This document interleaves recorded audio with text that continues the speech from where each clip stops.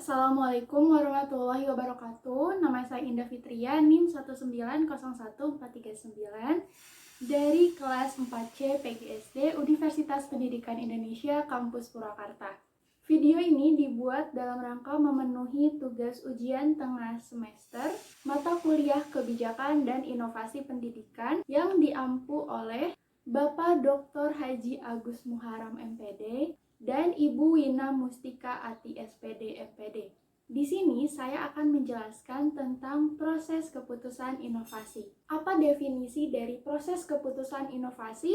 Proses keputusan inovasi ialah proses yang dialami oleh individu atau unit yang mengambil keputusan. Mulai dari pertamanya tahu ada inovasi, kemudian dilanjut dengan setuju dengan adanya inovasi, kemudian setelah setuju adanya penetapan keputusan menerima atau menolak inovasi, kemudian ada implementasi inovasi, dan konfirmasi terhadap keputusan inovasi yang telah diambil. Proses keputusan inovasi bukanlah proses yang sebentar. Proses keputusan inovasi membutuhkan waktu yang cukup lama karena adanya pertimbangan yang harus dipikirkan matang-matang sebelum mengambil keputusan inovasi.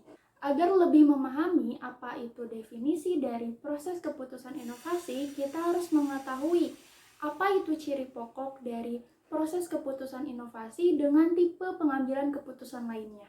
Ciri pokok yang paling mendasar dari proses keputusan inovasi adalah ketidaktentuan atau ketidakpastian. Ketidakpastian ini itu berhubungan dengan inovasi yang baru saja digagas atau diketahui. Agar lebih paham lagi, kita akan ambil dua contoh peristiwa ketika pengambilan keputusan.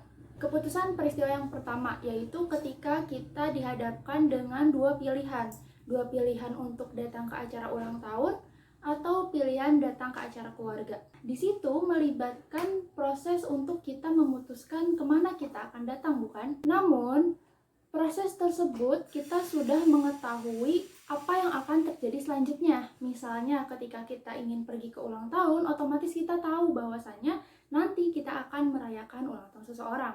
Atau ketika kita memilih untuk ke acara keluarga, kita sudah tahu bahwasanya di acara keluarga itu akan seperti apa. Hal ini bukanlah merupakan proses keputusan inovasi, tapi hal ini adalah proses keputusan biasa. Kemudian ada contoh peristiwa yang kedua, yaitu ketika kita memutuskan untuk memakai kompor gas pada saat kita sudah terbiasa memakai kompor minyak misalnya.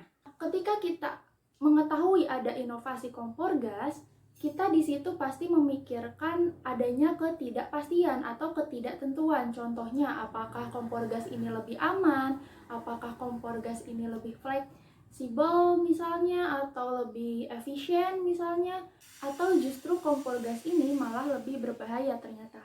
Di situ adanya ketidakpastian atau ketidaktentuan. Untuk sampai di tahap kita menerima atau menolak suatu inovasi tersebut, kita pastinya membutuhkan yang namanya informasi atau pengetahuan tentang suatu inovasi yang baru saja kita ketahui.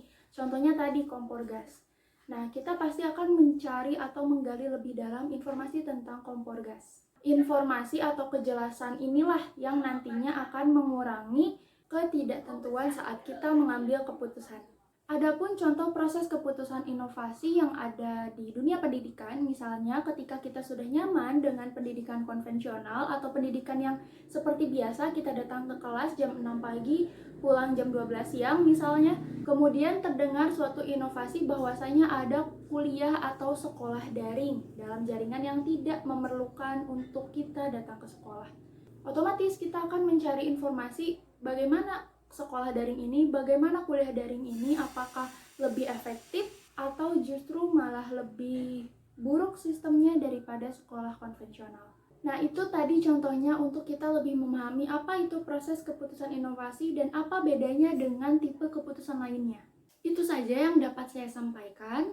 Semoga definisi proses keputusan inovasi lebih kita pahami. Mohon maaf apabila ada kekurangan dan kesalahan. Sekian dari saya. Wassalamualaikum warahmatullahi wabarakatuh.